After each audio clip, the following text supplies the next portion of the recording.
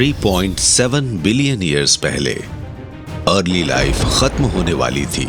वजह थी जबरदस्त इम्पैक्ट। क्लाइमेट में आने वाले खतरनाक चेंजेस और एटमॉस्फेयर का पूरी तरह से कोलैप्स हो जाना, जिससे हेवन हेल बन गया। लेकिन ये कहानी अर्थ की नहीं, मार्स की है। और ये वायलेंट हिस्ट्री है हमारे सोलर सिस्टम की पहली लाइफ फॉर्म्स की। क्या ये मार्शियंस आज भी एग्जिस्ट करते हैं? क्या ऐसा हो सकता है कि वो हमारे बीच ही रह रहे हों? विज्ञान शो पेश करता है life and death on the red planet. Scientists को लगता है कि शायद कभी मार्स पर लाइफ रही हो। आज हमें वहां जो बंजर इलाका दिखता है, शायद काफी पहले वहां ढेर से मार्शियंस रहते हों। अगर मुझे अपनी किसी वैल्यूएबल चीज पर बेट लगानी हो, अगर मुझे अपनी कार को लेकर ये शर्त लगानी हो कि कभी मार्स पर लाइफ थी या फिर लाइफ का कोई एविडेंस था, तो मैं शर्त लगा दूंगा। यूनिवर्स में लाइफ को क्रिएट करने वाली चीजें खूब बिखरी पड़ी हैं और मार्स पर शायद ये चीजें एक जगह इकट्ठी हो सकती थीं। अगर लाइफ के लिए जरूरी चीजों की बात की जाए तो ये होती है पानी, organic chemistry, stable surface, thick atmosphere. Well, Mars पर ये सब थे। लाइफ शुरू करने के लिए जो चीजें चाहिए, मार्स पर वो सब मौजूद हैं। मार्स पर लाइफ जरूर रही होगी और हमने इनकी निशानियां ढूंढने के लिए वहां एक रोबोट आर्मी भेजी है। हमारे रोवर्स, लैंडर्स और सैटेलाइट्स को अभी तक वहां लाइफ नहीं मिली है, लेकिन वहां किसी एक्स्ट्रा ऑर्डिनरी चीज के एविडेंस जरूर मिले हैं। मार्स ऐसी बहुत सारी डेविस्टेटिंग इवेंट्स का विक्टिम रहा है जिन्होंने इस रेड प्लैनेट पर काफी असर डाला है। यह बात हमें सोचने पर मजबूर करती है कि वहां मार्शियंस की एक के बाद एक जनरेशन पैदा होती रही होंगी और मार्स की वायलेंट हिस्ट्री के कारण खत्म भी हुई होंगी।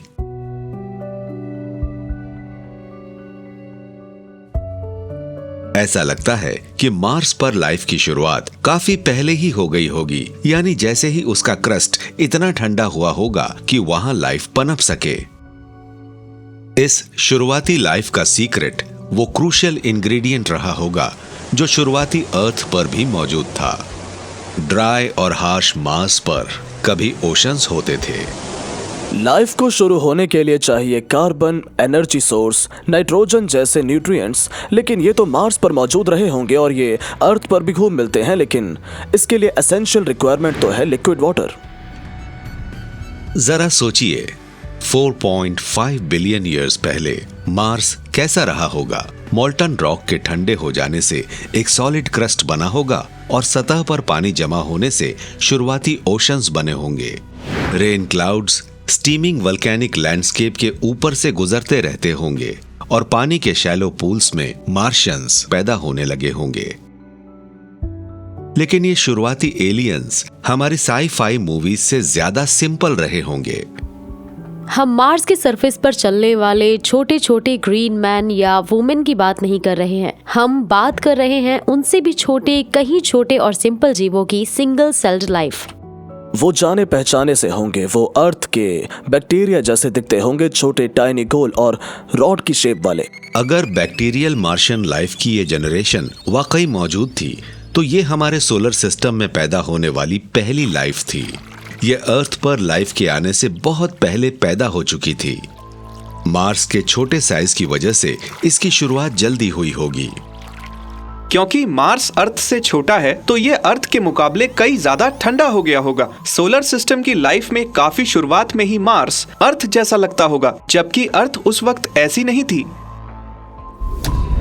आइए सन के बनने के 100 मिलियन ईयर्स के बाद की बात करते हैं। शुरुआती अर्थ का सरफेस तब भी पिघला हुआ था, लेकिन मार्शियन लाइफ एक कहीं छोटी और ठंडी दुनिया में पनपने लगी होगी। मगर मार्शियंस को जिंदगी का मजा लेने का ज्यादा मौका नहीं मिला होगा, क्योंकि स्पेस से उनकी मौत उनकी तरफ रवाना हो चुकी थी। यह कॉस्मिक बम इतना बड़ा था कि इसने प्लैनेट की शेप को पूरी तरह अनबैलेंस्ड कर दिया और इसके नॉर्दर्न हेमिस्फीयर को क्रश कर दिया। ज्यादातर प्लैनेट्स गोल होते हैं और आप इस बारे में ज्यादा नहीं सोचते, लेकिन देखा गया है कि मार्स उतना गोल नहीं है जितना उसे होना चाहिए। इसके सदर्न हेमिस्फीयर का एवरेज एलिवेशन नॉर्दर्न हेमिस्फीयर से ज्यादा है। इसका मतलब ये है कि अगर कोई नॉर्थ पोल से चलना शुरू करे और साउथ पोल तक पहुंचे तो वो पूरे वक्त चढ़ाई ही चढ़ता रहेगा।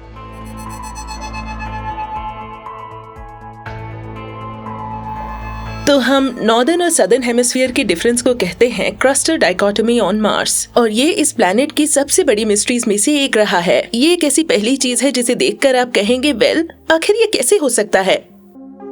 सन 2008 में मार्स के सरफेस की मैपिंग कर रहे साइंटिस्ट्स को इस प्लैनेट में मौजूद एक बड़े से गड्ढे की वजह समझ आ गई, जो यहाँ नीले रंग में दिख रहा है। ये बेसिन सोलर सिस्टम में सबसे बड़ा है और ये एक मैसिव इम्पैक्ट का रिजल्ट रहा होगा जिसे कहा जाता है बोरियालिस इम्पैक्ट। इससे 6500 माइल्स चौड़ा और 5 माइल्स गहरा एक क्रेटर बन गया। ये इतना बड़ा है कि इसमें पूरा अमेरिका समाने के बाद भी जगह बची रहेगी। कुछ वाकई बड़ा हुआ होगा। ऐसा लगता है कि इस प्लैनेट के ऊपर वाला पूरा आधा हिस्सा ही उड़ गया हो, और ऐसा सिर्फ एक बड़े कोलिजन की वजह से ही हो सकता है। हम बात कर रहे हैं ऐसे कोलिजन की जो प्लूटो जितनी बड़ी चीज से हुई हो। यहाँ बात हो रही है एक ऐसे इम्पैक्ट की जिससे 65 मिलियन ईयर्स पहले डायनासोर भी खत्म हो गए थे। तो ये कोई छोटा मोटा कोलिजन नहीं रहा होगा। 4.5 बिलियन ईयर्स पहले सोलर सिस्टम एस्टेरॉयड जैसे टुकड़ों से भरा था जो मार्स और अर्थ के बनने के प्रोसेस के दौरान बच गए थे। ऐसा ही एक एस्टेरॉयड बहुत बड़ा था और यह सीधा मार्स से कोलाइड करने के लिए बढ़ रहा था। ऐसे में माइक्रोस्कोपिक मार्शियंस के बचने के लिए कुछ ही सेकंड बाकी रहे होंगे। अगर ऐसा इम्पैक्ट आज होने लगे और हम इसे देखने के लिए मौजूद हो तो हमें सबसे पहले आसमान में एक और मून नजर आएगा, और जब आप इसे दोबारा पलट कर देखेंगे तो आप कहेंगे कि ओह, ये तो और बड़ा हो रहा है। नीचे आने के दौरान इसने पूरे आसमान को एक से दूसरे हॉराइजन तक भर दिया होगा, और सरफेस से कोलाइड करते वक्त भी इसका टॉप स्पेस में ही मौजूद रहा होगा। इस चीज की चौड़ाई 1200 माइल्स रही होगी और कोलाइड करते वक्त इम्पैक्ट की एनर्जी ने मार्स को हिलाकर रख दिया होगा। पूरे प्लैनेट की हालत किसी जेली की तरह हो गई होगी। नीचे आते वक्त ये किसी गन की बुलेट की स्पीड से मार्स की सरफेस से कोलाइड किया होगा। सरफेस से कोलाइड करते वक्त इसकी शॉक वेव आज तक रिकॉर्ड किए गए किसी भी अर्थक्वेक से बढ़ी रही होगी। ये इवेंट तो रॉक की सुनामी जैसी रही होगी। इसके आने से तो सब कुछ तहस नहस हो गया होगा। इम्पैक्ट जबरदस्त रहा होगा। इससे प्लैनेट की करीब आधी सरफेस उड़कर स्पेस में पहुंच गई होगी और बचे खुचे क्रस्ट से लावा की एक उबलती लेक बन गई होगी। इतना जोरदार इम्पैक्ट होने पर करीब करीब पूरा प्लैनेट ही पिघल गया होगा। इसे एक प्लैनेट ब्रेकिंग इवेंट नहीं कह सकते, इसे एक प्लैनेट मेल्टिंग इवेंट कहना चाहिए। इससे प्लैनेट का स्टेरिलाइजेशन हो गया होगा। मार्स की सरफेस पिघल चुकी है। इसका एटमॉस्फेयर उड़कर स्पेस में पहुंच गया है। इसके ओशंस उबलकर खत्म हो गए हैं। अगर मार्स पर हमारे सोलर सिस्टम की लाइफ की पहली जनरेशन मौजूद थी तो वो अब खत्म हो गई है। इम्पैक्ट के असर से उभरने में मार्स के सरफेस को 50 मिलियन ईयर्स लगने वाले थे, लेकिन तबाही के बाद फिर से उभरने के लिए किसी प्लैनेट में क्या खूबियां चाहिए? नए दमदार एविडेंस बताते हैं कि लाइफ के लिए जरूरी कंडीशंस मार्स पर लौटी जरूर होंगी, लेकिन क्या लाइफ ने भी वापसी की होगी?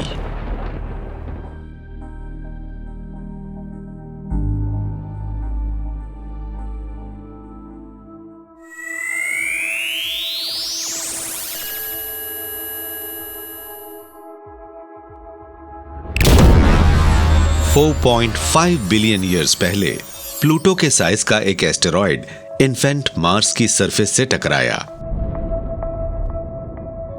इससे प्लेनेट की सरफेस पिघल गई।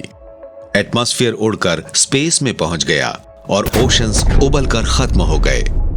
अगर इस प्लेनेट पर लाइफ ने अपने कदम जमाए थे तो वो भी पूरी तरह खत्म हो गई होगी। लेकिन कुछ साइंटिस्ट्स को लगता है कि ये एक्सटेंशन थोड़े टाइम का रहा होगा और शायद लाइफ ने यहाँ फिर से नई शुरुआत की होगी। ये सोचकर हैरानी होती है कि शायद वहाँ लाइफ की शुरुआत एक ही बार नहीं हुई होगी। ये एक बार का सिलसिला नहीं होगा। हो सकता है वहाँ सब कुछ खत्म हो गया हो, लेकिन शायद फिर से लाइफ स्टार्ट हुई हो, फिर एक्सटिंक्ट हो गई हो। बोरियालिस इम्पैक्ट के 10 मिलियन ईयर्स बाद मार्स इतना ठंडा हो गया होगा कि इसकी सरफेस फिर से सॉलिड बन जाए। इस प्लेनेट पर लाइफ के लिए जरूरी करीब करीब सारी चीजें रही होंगी, लेकिन फिर भी कुछ कमी थी। मार्स की सरफेस सूखी और बिना पानी वाली थी, तो यहां लाइफ की शुरुआत नहीं हो सकती थी। मार्स की दूसरी जनरेशन का पैदा होना मुश्किल था। जहां तक हमें मालूम है, लाइफ के लिए पानी एक फंडामेंटल रिक्वायरमेंट है। ईयर 2004 नासा का अपॉर्चुनिटी रोवर मार्स पर लैंड करता है। इसके मिशन का एक हिस्सा ये ढूंढना भी था कि क्या बोरियालिस इम्पैक्ट के बाद मार्स पर फिर से पानी नजर आया था। जल्दी ही अपॉर्चुनिटी को एक फॉसिलाइज्ड सैंड ड्यून की सरफेस पर एक अजीब सी चीज दिखाई पड़ी। ये थे अजीब और गोल मेटालिक रॉक्स। इन रॉक्स को कहा जाता है ब्लूबेरीज और ये जेनी रेडेबा जैसे प्लैनेटरी जियोलॉजिस्ट के लिए एक इंपॉर्टेंट फाइंड है, क्योंकि फॉसिलाइज्ड सैंड ड्यून्स अर्थ पर भी मौजूद थे और यूटा के ड्यून्स में भी बहुत सारी ब्लूबेरीज नजर आती हैं। ये बहुत ही एक्साइटिंग है क्योंकि हमने मार्स पर बिल्कुल ऐसी ही चीज देखी है। ब्लूबेरीज आयरन ऑक्साइड के नोड्यूल्स हैं जो जमीन की गहराई पर बनते हैं। ऐसे ही आयरन नोड्यूल्स का मार्स पर बनना इंपॉर्टेंट है, क्योंकि ये बोरियालिस इम्पैक्ट की वजह से प्लेनेट पर पिघलने के बाद बने होंगे और ये बनते हैं पानी से।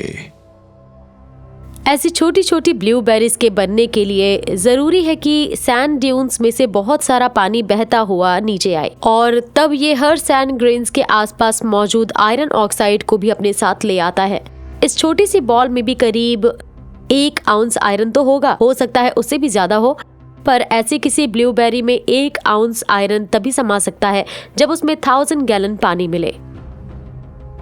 ब्लूबेरीज सैंडस्टोन में काफी गहराई पर बनते हैं, लेकिन हजारों साल के दौरान विंड इरोजन की वजह से सॉफ्ट रॉक तो घिस जाती है, सिर्फ ब्लूबेरीज बची रहती हैं। अगर हम ब्लूबेरीज के इस ढेर के एज तक जाएं तो हमें वो प्रोसेस नजर आएगा जिसके जरिए ये चट्टान से बाहर निकलती है।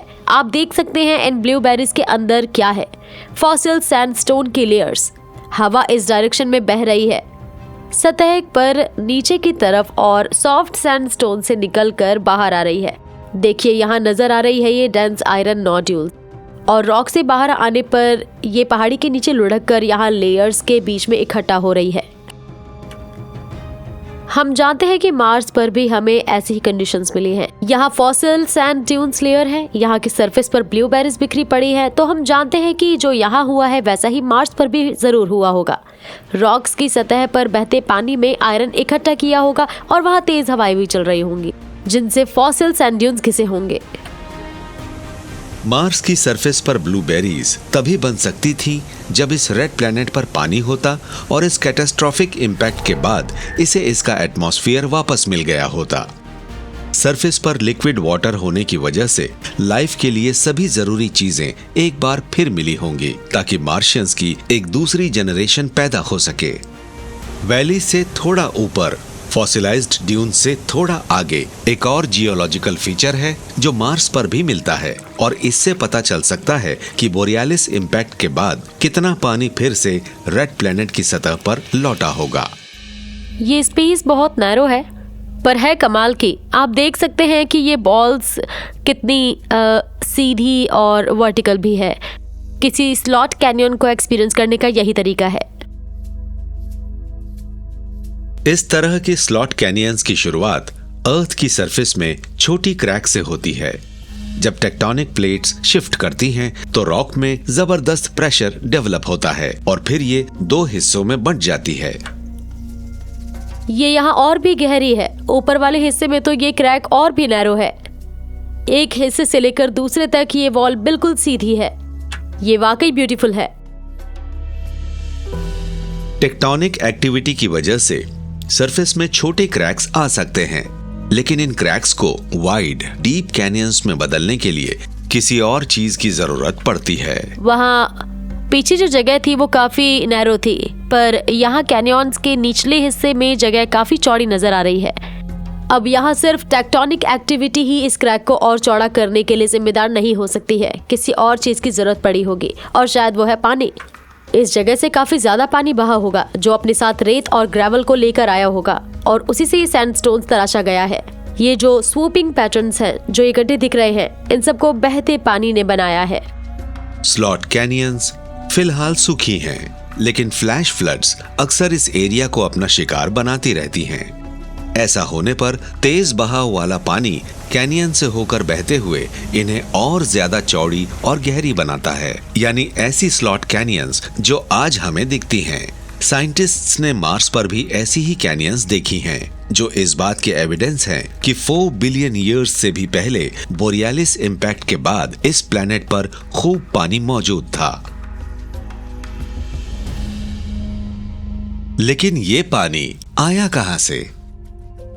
शायद ये इस प्लेनेट में ही मौजूद रहा हो। पानी काफी वॉल्यूम में मिलता है। हम जानते हैं कि अर्थ के मेंटल में काफी गहराई पर पानी मौजूद है, तो ये भी हो सकता है कि मार्स पर पानी बेशक गहराई में रहा हो और इस कैटास्ट्रोफी के बाद ये बाहर आ गया हो।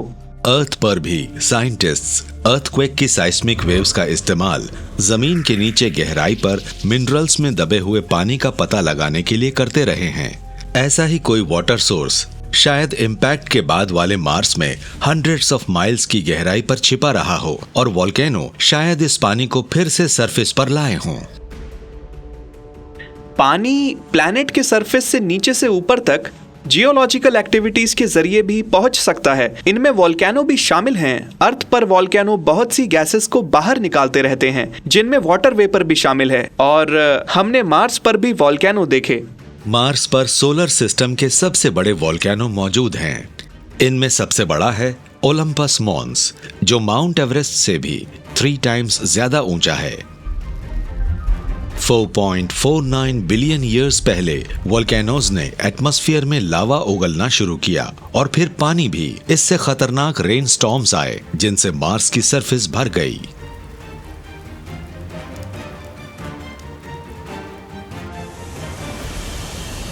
हजारों लाखों साल के दौरान मार्स पानी वाली एक दुनिया बन गया।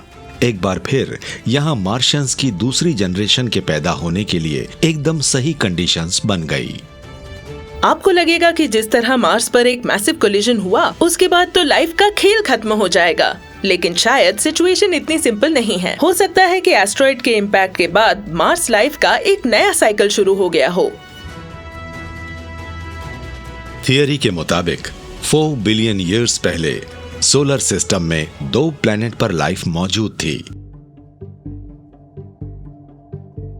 क्योंकि 140 मिलियन माइल्स दूर अर्थ पर लाइफ की शुरुआत हुई ही थी, और अर्थ क्योंकि एक स्टेबल प्लैनेट था, इसलिए एक दिन यहां हम जैसे इंसान इवॉल्व होने वाले थे।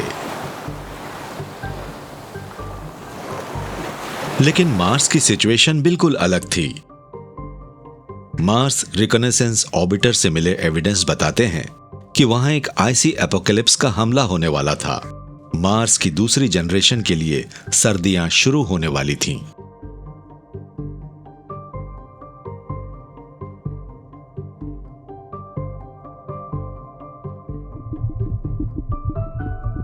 हजारों साल से इंसान ये सोचकर हैरान होते आए हैं कि क्या मार्स पर लाइफ थी, लेकिन 1960s से रेड प्लैनेट की हमारी समझ बढ़ी है, क्योंकि प्रोब्स और लैंडर्स की एक रोबोट आर्मी बिल्कुल नए ढंग से यहां के सरफेस को एक्सप्लोर कर रही है। मार्स हर मामले में एक सुपर प्लैनेट है और ये रेड प्लैनेट होने या मार्शियंस की वजह से ऐसा नहीं है। असल में मार्स ही अकेला ऐसा प्लैनेट है जिस पर सिर्फ और सिर्फ रोबोट्स ही मौजूद हैं। हमने वहाँ कई टूल्स पहुँचाए हैं। इस वक्त वहाँ कार के साइज का nuclear powered laser shooting highly developed robot मौजूद है। रोबोट्स लाइफ की निशानियां तो ढूंढते ही हैं, साथ ही ये ऐसे पावरफुल साइंटिफिक इंस्ट्रूमेंट्स हैं जो साइंटिस्ट्स को बताते हैं कि मार्स कितना हैबिटेबल है और पास्ट में ये कैसा था। इस प्लेनेट के चारों तरफ हमारे कई ऑर्बिटर्स हैं, प्लेनेट पर कई लैंडर्स भी हैं और इनकी वजह से ही हम मार्स को टॉप टू बॉटम कैटेगराइज कर पा रहे हैं। पहले ये कैपेबिलिटी हमारे पास नहीं थी और सोलर सिस्टम के किसी भी दूसरे प्लेनेट पर हम ऐसा नहीं कर रहे हैं। इनमें हमारी अर्थ भी शामिल है। रोबोट आर्मी की वजह से साइंटिस्ट्स सोलर सिस्टम के इन 2 प्लैनेट की लाइफ हिस्ट्री की एक टाइमलाइन बना रहे हैं। 4 बिलियन ईयर्स पहले अर्थ पर सबसे पहले लाइफ की शुरुआत हुई और छोटे से मार्स पर शायद लाइफ की शुरुआत दूसरी बार हो रही थी। हो सकता है कि अर्थ से पहले ही मार्स पर लाइफ रही हो और ये वाइप्ड आउट हो गई हो और प्लैनेट पर फिर से पानी आने से ये दोबारा शुरू हुई हो।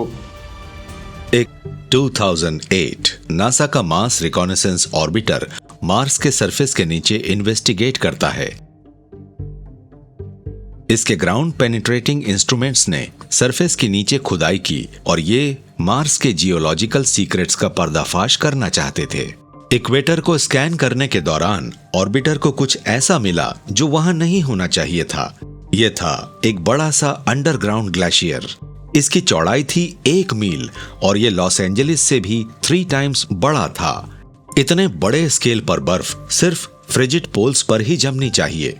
इसकी एक ही वजह हो सकती थी, मार्स पलट गया हो और इसका इक्वेटर सन से दूर हो गया हो। मार्स की एक्सिस में ये झुकाव धीरे धीरे काफी बढ़ गया और वो भी नॉन सिस्टमैटिक तरीके से। इसमें मूवमेंट का कोई सिस्टम नहीं होता है। तो कुछ मॉडल्स ऐसे होते हैं जो बताते हैं कि शायद मार्स अपनी एज पर झुक गया होगा। ज्यादातर प्लैनेट वॉबल करते हैं और वक्त वक्त पर वो इतना वॉबल करते हैं कि पलट सकते हैं, जिससे वहाँ सुपर विंटर्स आ सकती हैं। अगर यहाँ अर्थ पर कुछ ऐसा हो जाए तो लॉस एंजलिस बन सकता है आर्कटिक। अब अगर मार्स पर कुछ ऐसा हुआ होगा तो ये चेंज कितना बड़ा रहा होगा। हमें रोजाना आसमान में सन देखने की आदत है, इससे गर्मी मिलती है, काफी पानी भी है। लेकिन अगर कोई प्लैनेट झुकने लगेगा तो सन आसमान में उतनी ऊंचाई पर नहीं दिखेगा। फिर शायद आपको 6 महीने तक उगता सन दिखे ही नहीं और पानी भी जमकर सॉलिड बन जाएगा। 3.9 बिलियन ईयर्स पहले मार्स शायद 80 डिग्री तक झुक गया हो। सर्दियों का टेम्परेचर -87 डिग्री सेल्सियस तक गिर गया हो। जैसे जैसे पोलर आइस शीट बढ़ी होंगी, मार्स पूरी तरह जम गया होगा। तो क्या वहां मार्शियंस अब भी हो सकते हैं? लाइफ की बायोकेमिस्ट्री को ड्राइव करने वाला पानी छोटे बैक्टीरिया के अंदर जमता है, आइस क्रिस्टल्स बनते हैं और उनके मार्शियंस के सेल वॉल्व्स को पंचर करने से उनकी मौत हो गई होगी। हर 1,20,000 ईयर्स में मार्स का टिल्ट बदलता रहता है और इसीलिए बार बार मार्शियंस भी कभी बर्फ में जमते हैं तो कभी उससे आजाद हो जाते हैं। अगर मार्स पर लाइफ की कोई दूसरी जनरेशन होगी तो वो बुरी हालत में होगी।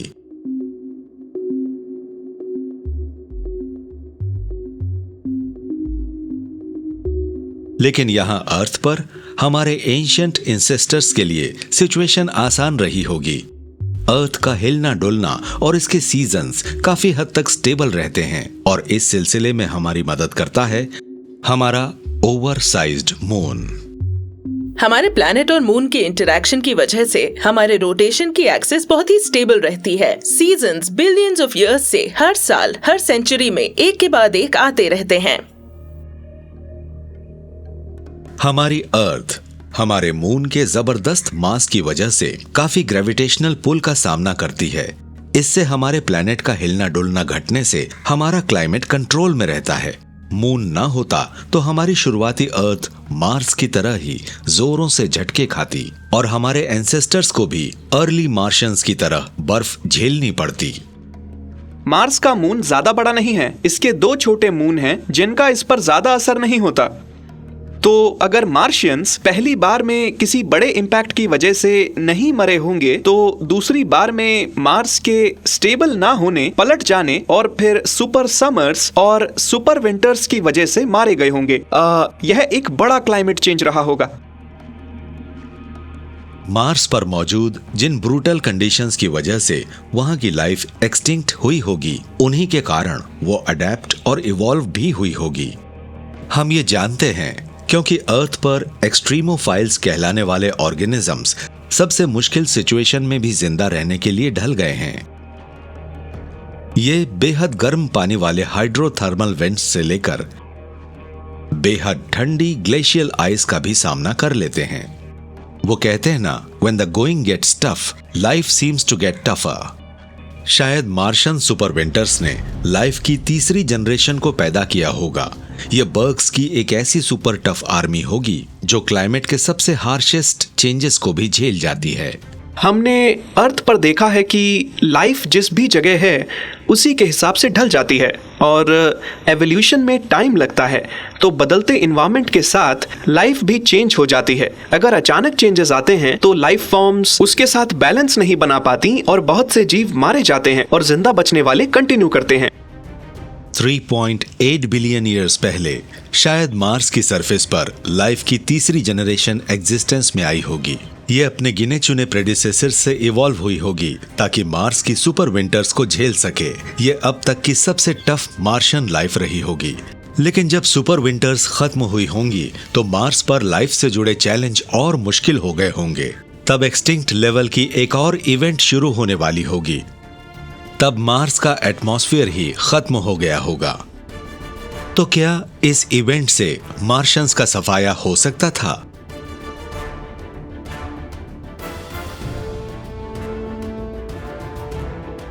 जरा 3.8 बिलियन ईयर्स पहले वाले मार्स को इमेजिन कीजिए। तब ये एक वार्म और वेट वर्ल्ड रहा होगा और यहाँ सुपर टफ बैक्टीरियल लाइफ फलती फूलती होगी। लेकिन ये मार्शियंस प्लैनेट के पहले इनहेबिटेंट्स नहीं थे। मार्शियन की पहली जनरेशन तो जबरदस्त बोरियालिस इंपैक्ट की वजह से भाप बनकर उड़ गई होगी। शायद लाइफ की शुरुआत जीरो से फिर हुई होगी, लेकिन इसे प्लैनेट के कई जबरदस्त बदलाव झेलने पड़े होंगे और इनका सामना कर सकते थे सिर्फ सबसे टफ मार्शियंस। लेकिन अभी एक और तबाही आने वाली थी और ये तो सबसे स्ट्रॉन्गेस्ट मार्शियंस को भी टेस्ट करने वाली थी। इनसे लाइफ के लिए सबसे जरूरी इंग्रेडिएंट छिनने वाला था, यानी कि लिक्विड वाटर।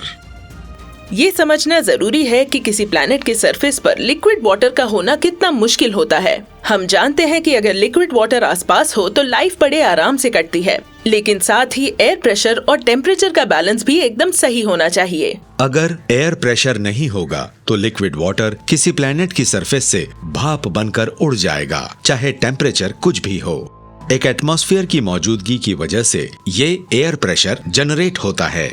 ये एटमॉस्फेयर कई मायनों में एक लिड का रोल अदा करता है। ये पानी को स्पेस में जाने से रोकता है, इसीलिए एटमॉस्फेयर का होना बहुत जरूरी है।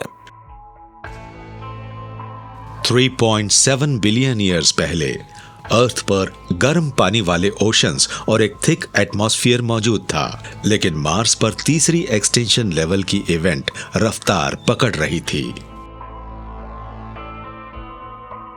एटमॉस्फेयर धीरे धीरे गायब हो रहा था और मार्स के ग्रेट ओशंस स्टीम बनकर उड़ने लगे थे। अब दोनों ही प्लैनेट की किस्मत उनके मैग्नेटिक फोर्स की ताकत पर टिकी हुई थी। ये पता चला कि अर्थ के एटमॉस्फेयर का एक्सिस्टेंस मैग्नेटिक फील्ड पर टिका हो सकता है, क्योंकि हमारा मैग्नेटिक फील्ड हमें सब एटॉमिक पार्टिकल की आंधी से बचाता है जो हमेशा सन की तरफ से हमारी तरफ चलती रहती हैं, और इसे कहते हैं सोलर विंड।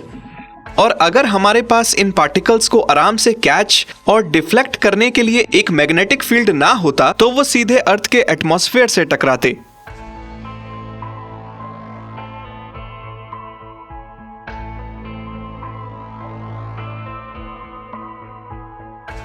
अर्थ का मैग्नेटिक कोर 3.45 बिलियन ईयर्स तक काफी स्ट्रांग बना रहा और बेहद गर्म पिघला हुआ आयन प्लैनेट के अंदर ही किसी लावा लैंप की तरह बार बार उलटता पलटता रहा। घूमता हुआ आयन बिजली पैदा करता है और उससे पैदा होने वाली एक मैग्नेटिक शील्ड हमारे एटमॉस्फेयर को सोलर विंड से बचाती है। 3.8 बिलियन ईयर्स पहले मार्स का एक पिघला हुआ कोर और एक मैग्नेटिक फील्ड था, लेकिन किसी वजह से ये शील्ड खत्म हो गई। क्या मार्स का छोटा सा पिघला हुआ कोर इतना ठंडा हो गया कि इनएक्टिव हो गया, या फिर किसी और चीज से मार्शियन लाइफ के तीसरे एक्सटेंशन की शुरुआत हुई?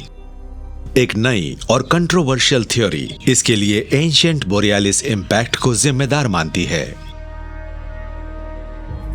इतने बड़े इम्पैक्ट की वजह से कई तरह के टेम्परेचर्स पर असर पड़ सकता है, अंदर वाले गर्म कोर से लेकर बाहर वाले ठंडे मेंटल तक पर।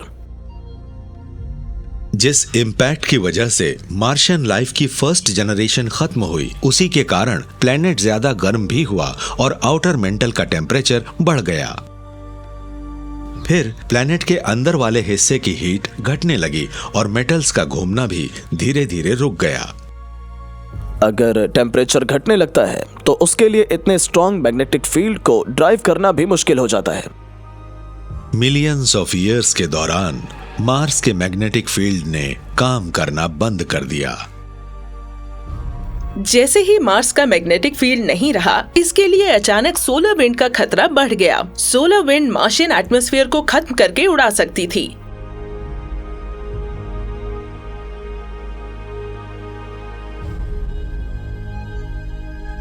$3.7 बिलियन ईयर्स पहले सुपर टफ मार्शियन लाइफ को एक बड़ी आफत का सामना करना पड़ा। एटमॉस्फेयर धीरे धीरे स्पेस में गुम होता जा रहा था। एयर प्रेशर पूरे प्लेनेट पर ही घट रहा था और मार्स का ज्यादातर पानी पहले ही उबलकर उड़ चुका था। पानी के बिना सर्वाइवल के चांसेस बहुत रिमोट थे। लेकिन मार्शियंस के लिए एक और भी बड़ा खतरा सामने खड़ा था। मैग्नेटिक फील्ड और थिक एटमॉस्फेयर के ना होने से मार्स की सरफेस सन के रेडिएशन की पूरी मार झेल रही थी।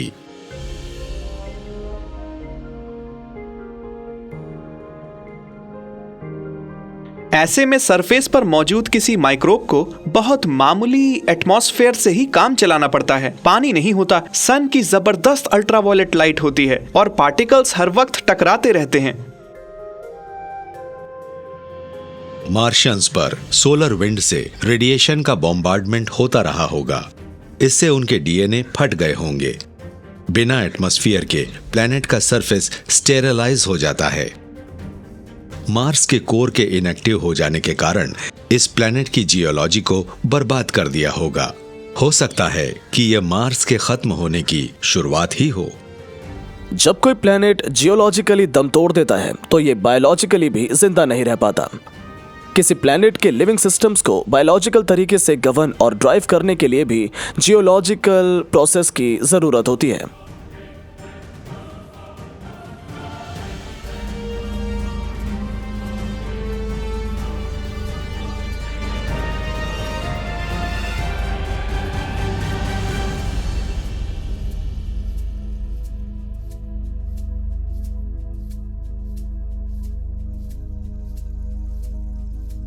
$3.8 बिलियन ईयर्स पहले मार्स का मैग्नेटिक कोर इनएक्टिव होने लगा। इस प्लेनेट ने अपने मैग्नेटिक फील्ड, अपने एटमॉस्फेयर और सरफेस पर मौजूद लिक्विड वाटर गवा दिए, जिससे मार्शियन बैक्टीरिया के लिए जिंदा रहना मुश्किल हो गया। लेकिन क्या ये वाकई मार्शियन लाइफ का अंत था? लाइफ बहुत टेनेशियस होती है। इतने जानलेवा बदलावों के बाद भी ये सर्वाइव कर सकती है और ये आज भी वहां हो सकती है। ऐसे में मार्शियन लाइफ को जमीन में और गहराई तक जाना था। इस प्रोटेक्टेड सबटेरेनियन एनवायरनमेंट में शायद इसे लिक्विड वाटर का कोई सोर्स मिल गया होगा। और अगर ऐसा है तो क्या मार्शियंस आज भी हमारा इंतजार कर रहे होंगे?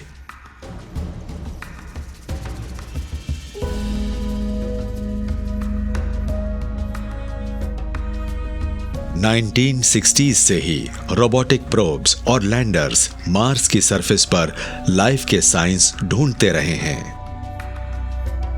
पर क्या ये सही जगह पर खोज करते रहे हैं? अगर मार्शियन लाइफ की चौथी जनरेशन आज भी जिंदा है तो कई साइंटिस्ट्स को लगता है कि उसे जमीन में काफी गहराई पर ढूंढना पड़ेगा। मार्स की सरफेस के नीचे शायद लाइफ के लिए जरूरी सारी कंडीशंस मौजूद हों। वहाँ शायद लिक्विड वाटर हो और वहाँ शायद इंटेंस रेडिएशन से भी बचाव हो जो सरफेस पर झेलना पड़ता है। मार्शियन लाइफ को ढूंढने के लिए जमीन के नीचे मौजूद सबसे अच्छी जगहों को लेकर साइंटिस्ट की राय एक नहीं है। लेकिन अगर जेनी रेडिबा मार्स पर होती तो वो सबसे नजदीकी सन ड्यून तक जाकर वहां खुदाई शुरू कर देती। आप देख सकते हैं कि सरफेस के ठीक नीचे रेत गीली है। ये लाइफ के लिए एक परफेक्ट एनवायरनमेंट हो सकती है। प्लैनेट पर मौजूद ड्यून वाले हिस्से वाकई स्पेशल लोकेशन होते हैं। ये किसी प्लैनेट के सबसे एक्टिव हिस्सों में से एक होते हैं। बहती हुई हवा रेत को यहाँ पूरे लैंडस्केप में फैला देती है और रेत एक तरह से एनवायरनमेंट को अपने नीचे सेफ रखती है। अर्थ के सबसे सूखे रेगिस्तान में भी सैंड ड्यून्स और इंटर ड्यून्स के बीच में आपको पानी मिल जाएगा जो जमीन में गहराई पर मौजूद स्प्रिंग से ऊपर तक पहुंच जाता है और इसी से लाइफ पैदा होती है और बढ़ती है। और अगर आप इनकी तली में खोदते जाएंगे तो हो सकता है आप वाटर टेबल तक भी पहुंच जाएं। और अगर आप मार्स की वाटर टेबल तक पहुंच जाते हैं तो वहां आपको लाइफ के लिए जरूरी सभी कंडीशंस मिल जाएंगी। मैं ये बात शर्त लगाकर कह सकती हूँ, ड्यून्स के बीच पानी मिलेगा। रेगिस्तान में मार्शियन लाइफ को खोदकर ढूंढ निकालना एक ऑप्शन है, लेकिन कुछ साइंटिस्ट्स के आइडियाज एकदम अलग होते हैं और प्लेनेटरी साइंटिस्ट नीना लैंजा को अपनी सर्च के लिए एक रस्सी और एक फ्लैश लाइट लेनी होगी। अगर मुझे मार्स पर लाइफ को ढूंढना हो तो मैं जाऊंगी किसी लावा ट्यूब के पास। लावा ट्यूब्स बनती हैं पुराने वोल्केनोज से। ये जमीन के नीचे वाले लावा फ्लोस की खाली जगह होती है। आज ये डीप टनल्स की शक्ल में नजर आती हैं। ये रेडिएशन से सेफ होती हैं और मार्स के बेरहम क्लाइमेट से भी बचाती हैं। हम मार्स पर किसी लावा ट्यूब में तो कभी नहीं गए, लेकिन ऐसा हो सकता है कि उसमें लिक्विड वाटर हो।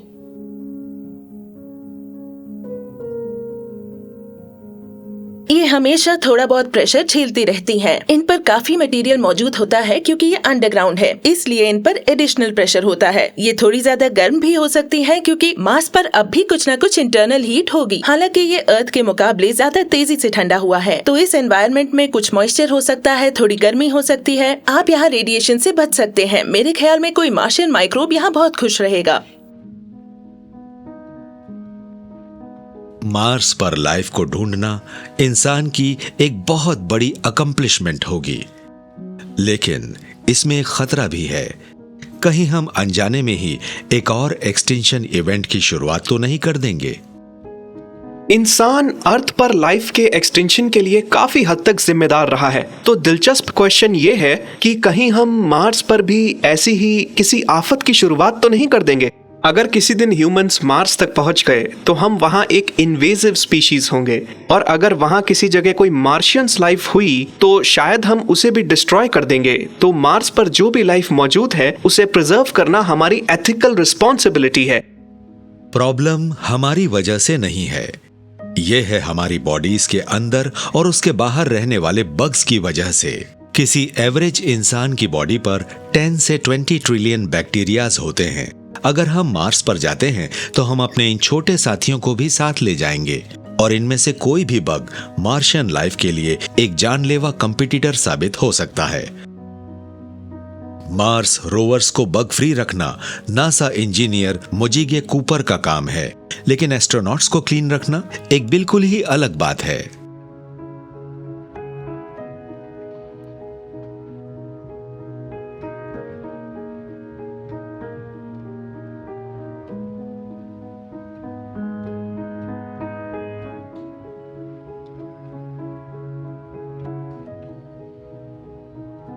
जब तक हम अपने एस्ट्रोनॉट्स को बग फ्री रखने का कोई तरीका नहीं ढूंढ लेते, तब तक मार्शियंस को नुकसान से बचाने के लिए रोबोट्स के जरिए मार्स को एक्सप्लोर करना ही सबसे अच्छा ऑप्शन है। लेकिन अगर हमारे रोबोट्स ने आखिरकार इस लाइफ को ढूंढ लिया और हम अपने इन एक्स्ट्रा टेरेस्ट्रियल नेबर्स की वर्किंग पर गहराई से नजर डालेंगे, तब क्या होगा?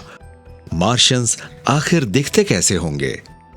यहाँ अर्थ पर डीएनए वो ऑर्गेनिक मॉलिक्यूल है जिसमें लाइफ की इंफॉर्मेशन मौजूद होती है, लेकिन पता नहीं कि क्या दूसरी जगहों पर भी ऐसा ही होता होगा। मार्स पर ऐसा कोई एविडेंस ढूंढने से हम ये बेहतर ढंग से समझ पाएंगे कि और क्या पॉसिबल है।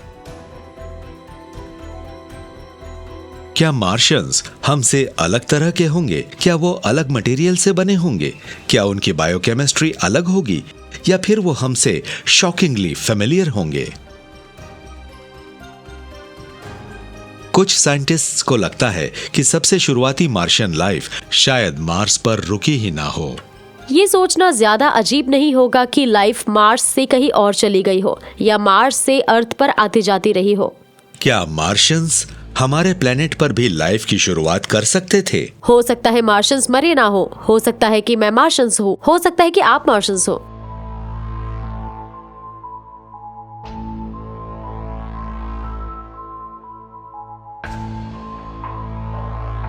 हमने मार्स तक एक रोबोट आर्मी भेजी है और इसे जो मिला है वो सरप्राइजिंग है। हो सकता है वहां लाइफ मौजूद रही हो, और वो भी मार्शियंस की अलग अलग जनरेशन की शक्ल में, जो खतरनाक एक्सटिंक्शन इवेंट्स के बावजूद फिर पैदा हुई हों। मार्स की सरफेस के नीचे लाइफ अब भी मौजूद हो सकती है। एक और पॉसिबिलिटी है जो सचमुच बहुत सरप्राइजिंग है। मार्शियंस सिर्फ मार्स पर ही छिपे हुए नहीं हैं, वो तो यहाँ अर्थ पर भी खूब फल फूल रहे हैं। मैं भी एक मार्शियन हो सकती हूँ, आप भी एक मार्शियन हो सकते हैं। हम किसी और प्लेनेट से हो सकते हैं। हम लाइफ फॉर्म्स के तौर पर पहले ही ट्रैवल करके 2 प्लेनेट पर शायद रह चुके हों, एक स्पीशीज के तौर पर नहीं, पर हो सकता है हमारे एंसेस्टर्स दूसरे प्लेनेट से आए हों, और ये बात माइंड ब्लोइंग है। हमारे एंसेस्टर्स मार्शियंस हो सकते हैं। ये पुरानी थियरी पेंस्पर्मिया से जुड़ा एक नया आइडिया हो सकता है। इस थियरी के मुताबिक अर्थ पर लाइफ तब शुरू हुई जब एलियन बैक्टीरिया से भरी एक स्पेस रॉक अर्थ पर गिरी, और आज हमें नजर आने वाली हर जिंदा चीज, जिसमें हम भी शामिल हैं, इन्हीं कॉस्मिक बैक्टीरिया से इवॉल्व हुई। पेंस्पर्मिया का आइडिया यूं तो कई सेंचुरीज से मौजूद है, लेकिन जब साइंटिस्ट्स को ये पता चला कि अर्थ पर लाइफ पास्ट की तरफ 4 बिलियन ईयर्स पीछे सस्टेंडेड एस्टेरॉयड अटैक के अंत वाले दौर में लौट सकती है, तो इसे फिर से बढ़ावा मिला और इसे कहा गया late heavy bombardment. Outer solar system में बहुत सारी चीजें होती हैं, कॉमेट, एस्ट्रॉयड एक्सेट्रा। ये इनर सोलर सिस्टम में आती हैं और प्लैनेट से टकराती हैं। पुरानी सोच ये कहती है कि अर्थ से टकराने वाली चीजें वो बचा खोचा मलबा थी जो सोलर सिस्टम के बनने के बाद बच गया था। लेकिन एक कंट्रोवर्शियल आइडिया ये है कि ये स्पेस रॉड्स असल में मार्स के टुकड़े थे जो बोरियालिस बेसिन इंपैक्ट के बाद उड़े थे, जब एक बड़ी सी चीज मार्स से टकराई थी। इस चीज की टाइमिंग बोरियालिस बेसिन इंपैक्ट से अच्छी तरह मेल खाती है। अगर आप कैलकुलेट करें कि स्पेस में कितना मलबा उड़ा होगा और ये इवेंट कब हुई होगी, तो मार्शियन जियोलॉजिकल रिकॉर्ड के मुताबिक ये लेट हैवी बॉम्बार्डमेंट से मेल खाती है।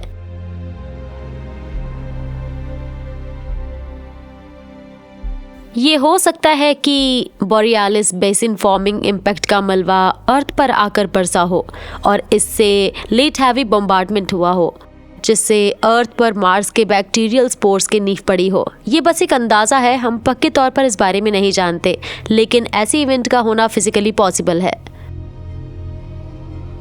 तो क्या बोरियालिस इंपैक्ट की वजह से बहुत छोटे मार्शियंस स्पेस में उड़कर अर्थ तक पहुंचे थे?